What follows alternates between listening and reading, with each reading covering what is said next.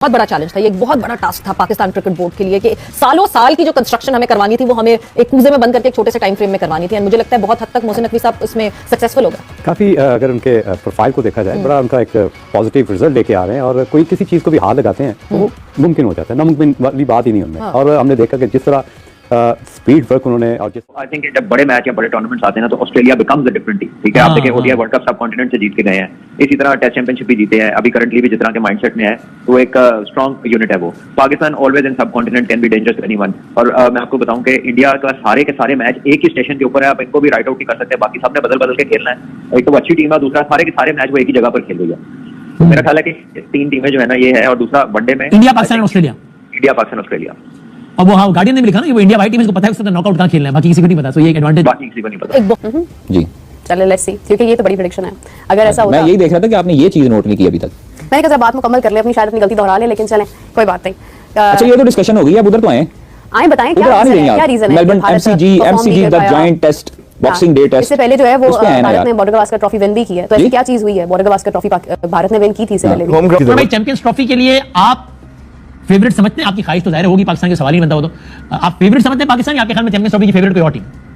देखिए मैं फेवरेट ख्वाहिश नहीं है, अब मेरे दिल से आवाज आ रही है कि पाकिस्तान टीम अच्छा परफॉर्म करेगी, क्योंकि हम दो बड़ी टीमों से हम लोग सीरीज जीते हैं, ऑस्ट्रेलिया और साउथ अफ्रीका से, और बड़ी अच्छी क्रिकेट खेली है, कॉन्फिडेंस नजर आ रहा पाकिस्तान टीम को। अब तो मेरे ख्याल से पाकिस्तान टीम को फेवरेट बनने से ना ले, जो हमने 5-6 साल देखा पाकिस्तान टीम को जिस एंगल से ले रहे होते थे, बड़ा लाइटली ओपोनेंट ले रहे होते थे, लेकिन अब पाकिस्तान की टीम के पास कॉन्फिडेंस है, जीत है, तो मेरे ख्याल से चैंपियंस ट्रॉफी में पाकिस्तान टीम सरप्राइज करेगी इंशाल्लाह। उम्मीद है जिस टाइप की साउथ अफ्रीका में सीरीज खेली है। अगर फेवरेट है, नेशनल फेवरेट है, तो आप ये क्यों कहने सरप्राइज करेगी? फिर तो हारना सरप्राइज होना चाहिए, फिर तो जीतना हमारा फेवरेट होना चाहिए।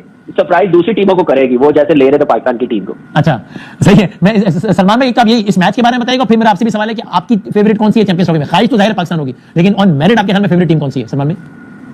देखिए अगर चैंपियंस ट्रॉफी की बात से हम शुरू करते हैं 2024 में शुरू के जो 6-7 माह थे, हमारे 8 माह थे, वो अच्छे नहीं थे पाकिस्तान क्रिकेट के लिए। अलबत्ता उम्मीद की जाती है कि 2025 जो आने वाला नया साल है वो पाकिस्तान क्रिकेट का एक जीत से शुरुआत करे, और चूंकि ट्राई नेशन सीरीज से पहले पाकिस्तान वो जीते, अल्लाह करे, और फिर उसके बाद चैंपियंस ट्रॉफी का फाइनल जो लाहौर में होगा इंशाल्लाह वो भी जीते, फिर उसके बाद एक तसलसल पकड़ ले पाकिस्तान टीम, क्योंकि चैंपियंस ट्रॉफी जो है वो वनडे फॉर्मेट का फाइनल जो कि लाहौर में होगा, यानी आपको लग रहा है कि इंडिया फाइनल में क्वालीफाई नहीं कर सकेगा? अच्छा, बड़ी प्रेडिक्शन है, देख लेंगे।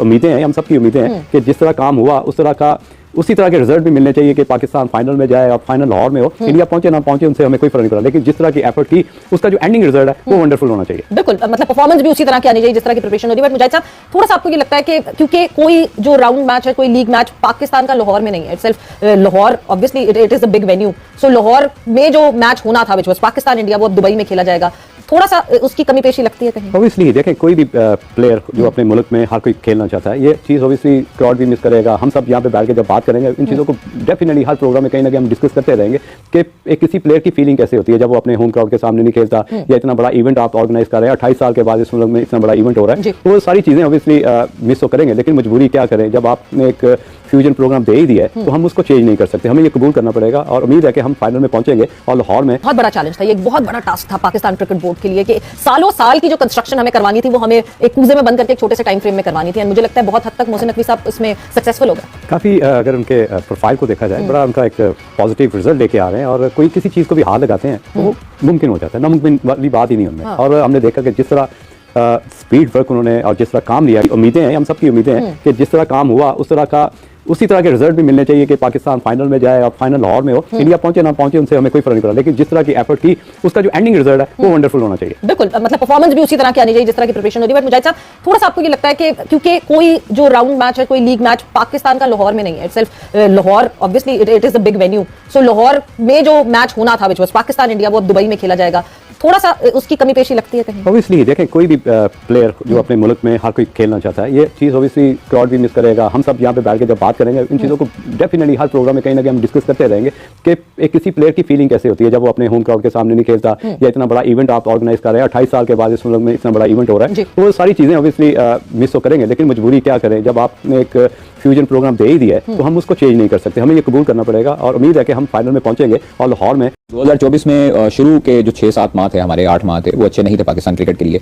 अलबत्ता उम्मीद की जाती है कि 2025 जो आने वाला नया साल है वो पाकिस्तान क्रिकेट का एक जीत से शुरुआत करे। और चूंकि ट्राई नेशन सीरीज है, पहले पाकिस्तान वो जीते, अल्लाह करे, और फिर उसके बाद चैंपियंस ट्रॉफी का फाइनल जो लाहौर में होगा इंशाल्लाह वो भी जीते।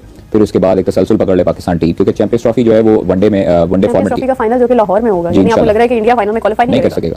अच्छा, जी हाँ। बड़ी प्रेडिक्शन है।